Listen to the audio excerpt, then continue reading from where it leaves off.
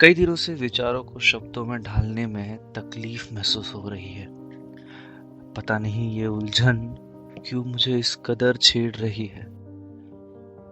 डर ये भी है कि जो विचारों की जंग छिड़ी थी वो इस जीवन की आंधी में कहीं बिखर ना जाए। ये सफर शुरू हुआ था अन्याय के विरुद्ध आवाज उठाने के लिए। ये सफर शुरू हुआ था उत्पीड़न को कविता के माध्यम से सामने लाने के लिए। पर आज सब सामने होकर भी लिख नहीं पा रहे हैं। विचारों को, भावनाओं को शब्दों में सजा नहीं पा रहे हैं। सामाजिक विषय पर लिखना आसान नहीं है, पर करना जरूरी है, जिम्मेदारी है। जब आप समाज के उन चीजों के बारे में कहते हैं जिनको कहने में लोग असुविधाजनक महसूस करते हैं, तो आपको उन बातों की गहराइयों में जाकर सवालों को ढूंढना पड़ता है। ऐसा ही एक विषय कई दिनों से मेरे मन में उफन रहा है, पर कहने में आसान नहीं लग रहा है। पर आज इसी शब्दों के सफर के ताले को तोड़ने के लिए मुझे ये कहना होगा। मेरे मन को जो खाए जा रहा है उसे फिर से सबसे प्यारे अंदाज में व्यक्त करना होगा।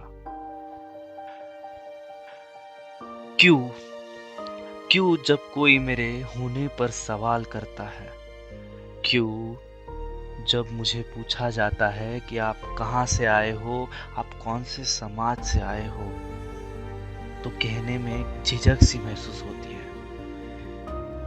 क्यों कहने में कमजोर महसूस होता है, क्यों बताने में एक भय सा लगता है कि हाँ, मैं एक बहुजन समाज से आता हूँ।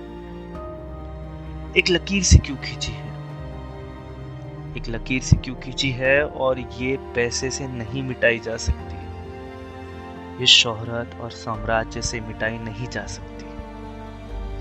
ये एक सोच है जो एक व्यक्ति को अपने अस्तित्व पे सवाल खड़ा कराती है। ये एक सोच है जो मेरे होने को कमजोर महसूस कराती है। आज आजादी के इतने सालों बाद भी जब कहने में झिझक है तो लगता है कि हम कहीं तो हार गए हैं।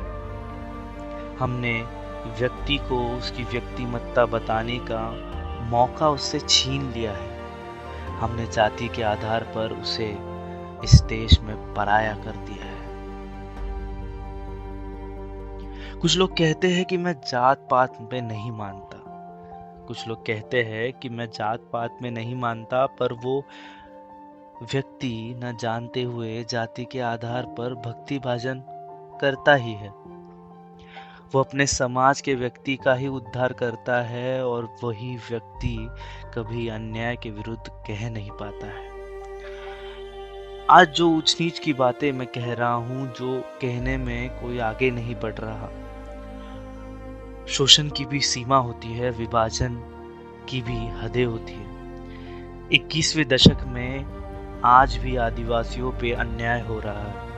उनकी आवाजों को दबाया जा रहा है, पर उनके लिए खड़ा मुझे एक व्यक्ति नहीं दिख रहा। शहरों की टिमटिमाती रोशनी ने उनके उत्पीड़न को, आंसुओं को अनसुना कर दिया है। हमें अब इस दरार को भरना है। हमारी इस दूरी को इस्तेमाल कर राजनीति करने वाले लोगों का धिक्कार हमें करना है। जरा अपने अंदर झांक के देखिए कि आप सच में इंसान को इंसानियत से नवाजते हैं। अगर संदेह आए तो समझ लीजिए कि ये जो आवाज है, ये उसी संदेह के खिलाफ उठाई है। ये किसी समाज के विरुद्ध जंग नहीं है, ये किसी व्यक्ति के खिलाफ जंग नहीं है। ये वही सोच के खिलाफ ढाल बन के खड़ी समानता की सोच है।